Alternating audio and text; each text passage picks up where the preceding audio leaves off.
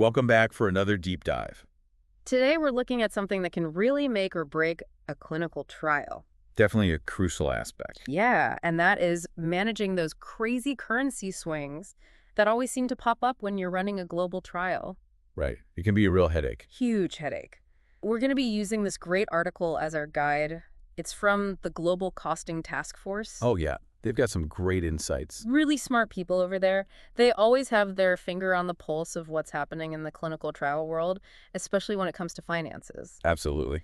So the big problem they highlight in this article is how easily those unexpected currency fluctuations can just throw your whole trial budget off track. Yeah, you can plan everything down to the last detail and then boom. Boom, totally. And then you're scrambling to figure out how to make up for those surprise extra costs. Right. And that can really derail things. Big time. Right. So that's what we're going to unpack today. How can you avoid those budget surprises and keep your trial finances on track even when the currency markets are going haywire? All right, so let's talk solutions. Hit me with it. One of the most powerful tools in your arsenal is this thing called hedging. Hedging.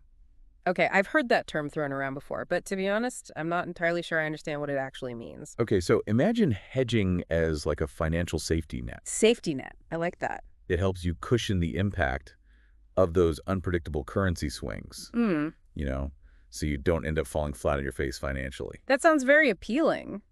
Less face planting. More financial stability. Exactly. So how do we build this safety net? What are our options? Yeah. How does hedging actually work in practice? Well, there are a couple of common strategies that people use. One popular one is forward contracts. Forward contracts. Okay. Basically, with a forward contract, you're locking in a specific exchange rate today for a transaction that's going to happen sometime in the future. So let's say I know I need to pay a vendor in euros 6 months from now. Yeah, perfect example. Yeah. With a forward contract, you can go to a bank or a foreign exchange provider and agree on that euro exchange rate right now. Today. Yes. Exactly. And that way you're protected if the euro suddenly strengthens against the dollar in those 6 months. Which could totally happen. Oh, absolutely. It happens all the time. Right. But with that forward contract, you've already locked in your rate. So you don't have to worry about those fluctuations costing you more. That's pretty clever. It's like pre-purchasing those euros at today's price to avoid potential price hikes later on. You got it. But what if you're not exactly sure how much you'll need in the future? Yeah, that's a good point. You might not always know the exact amount. Or what if the exchange rate actually moves in your favor and you end up overpaying by locking in a rate? Right. You don't want to miss out on potential savings. Exactly. So what do you do in those situations? That's where currency options come into play. Options. Okay, this is where I usually start to get lost. So break this down for me like I'm 5. All right. So think of currency options like insurance for your currency exchange. Currency insurance. Interesting. You basically pay a premium for the right, but not the obligation to buy or sell a certain currency at a specific price. So it's an option I can choose to use it or not. Exactly. It's like a safety net that you can pull out if you need it. Okay, that makes sense. So I pay a little upfront for that peace of mind. Right. And if the exchange rate moves in your favor, Like if the euro weakens against the dollar, yeah, you can just let the option expire and you haven't lost much. You just paid that small premium. and you get to enjoy the better rate, Exactly. But if the market moves against you, and the euro gets stronger. then you exercise your option. You buy those euros at the price you locked in with the option. So you're essentially buying that currency insurance you were talking about. Precisely. It protects you from that worst-case scenario where the exchange rate goes way up and you're stuck paying a lot more than you budgeted for. Okay, so with forward contracts, you're locking in a specific rate.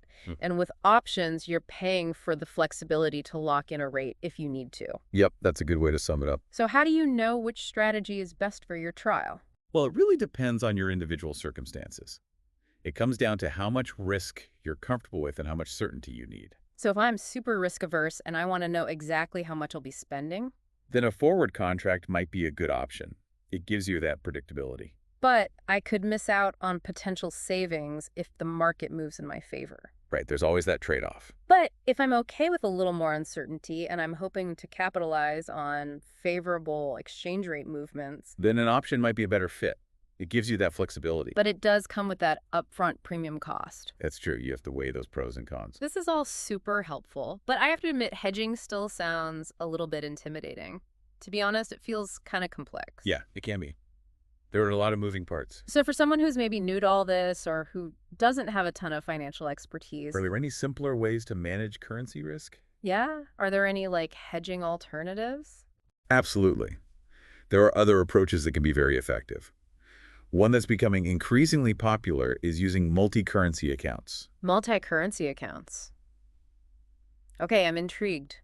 Tell me more. So basically, these accounts allow you to hold funds in different currencies all within the same account. So I can have dollars, euros, yen all in one place, Exactly. And that way you can make and receive payments in the currency of the transaction without having to constantly convert currencies back and forth. which can get really expensive with all those fees. Exactly.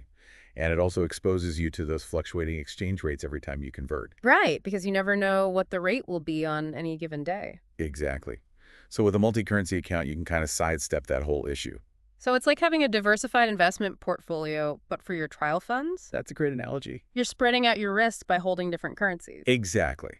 And you're reducing the need for those costly conversions. This sounds particularly useful for trials that are happening in multiple countries with lots of different currencies flying around. Oh, absolutely. Yeah. Especially if you have ongoing expenses in those different currencies, Okay, so just to recap what we've talked about, we've got hedging with its forward contracts and options. which provide that financial buffer. Right. And then we've got multi-currency accounts for holding and managing those different currencies directly. Precisely. Both sound like valuable tools. They are. And choosing the right one really depends on the specifics of your trial and your own risk tolerance. So no one-size-fits-all solution. Definitely not. It's all about finding the best fit for your individual needs. So for our listeners out there who are dealing with the challenges of global trial finances, what's the one key takeaway you want them to walk away with? I'd say the most important thing is to be proactive. Don't just bury your head in the sand and hope for the best. Exactly. Don't let currency fluctuations catch you off guard. They can really throw a wrench in your plans. So take the time to understand your options. Yeah, explore hedging strategies. Look into multi-currency accounts. And don't be afraid to reach out to the experts. There are financial professionals who specialize in this kind of thing.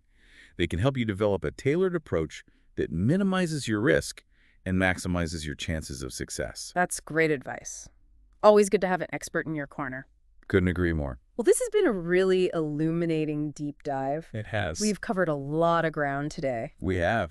But the main message is clear. Don't let those currency swings derail your global clinical trials. Amen to that. So for everyone listening, remember, a little planning goes a long way. Absolutely. Stay informed, explore your options, and stay one step ahead of those ever-changing currency markets. You got this. And on that note, we'll catch you all on our next deep dive. See you next time.